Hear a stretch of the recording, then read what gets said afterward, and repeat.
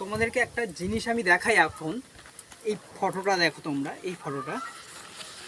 তো ঠিক এই জায়গাটাতে দাঁড়িয়েই আমি একটা ভিডিও করেছিলাম। এটা কিন্তু একটা ভিডিও থেকে ছবিটা করা।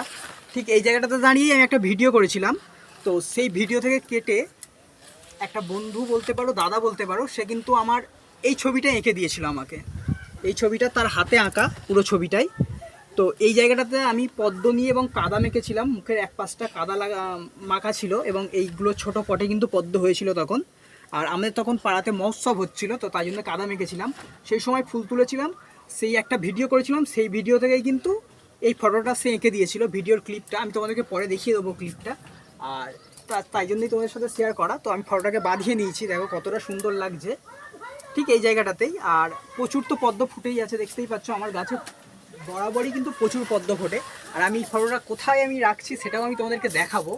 মানে এত সুন্দর প্রাপ্তি, সত্যিই মানে এই পদ্ম গাছ করার সুবাদে এত মানুষের সাথে আলাপ, প্লাস এত সুন্দর প্রাপ্তি নিজে হাতে এঁকে আমাকে দিয়েছিল, গিফট করেছিল। তারপর এটাকে আমি বাঁধিয়েছি। তো তোমরা দেখে অবশ্যই জানিও কেমন হয়েছে। তো চলো আমি কোথায় লাগাচ্ছি তোমাদেরকে দেখাবো। আমি এখন আমার ছাদ থেকে আমার রুমে যাব। তো ভাই ধারে ফুল ফুটে আছে, দেখতেই পাচ্ছ।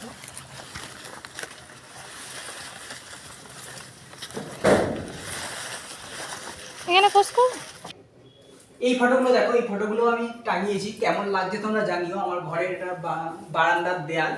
তো এইগুলো দেখো, এইগুলো প্রত্যেকটাই হচ্ছে, এইগুলোকে আমি হচ্ছে মেরেছি, এরই সঙ্গে আমি একসাথে বাঁধিয়ে এনেছিলাম এইগুলো। তো কেমন লাগছে এবার দেখো। আমি এই ফটোটা টাঙাবো আমার ঠিক এইখানে, ঠিক এই জায়গাটাতে আমি টাঙাবো। তো কেমন লাগছে কিন্তু অবশ্যই তোমরা কমেন্ট করে জানাবে।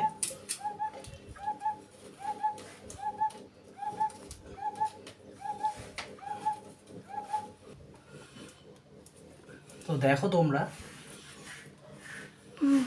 জাস্ট এত সুন্দর একটা প্রাপ্তি তোমাদের সাথে শেয়ার না করলে হতো না, তাই তোমার সাথে শেয়ার করলাম। তো দেখা হচ্ছে নেক্সট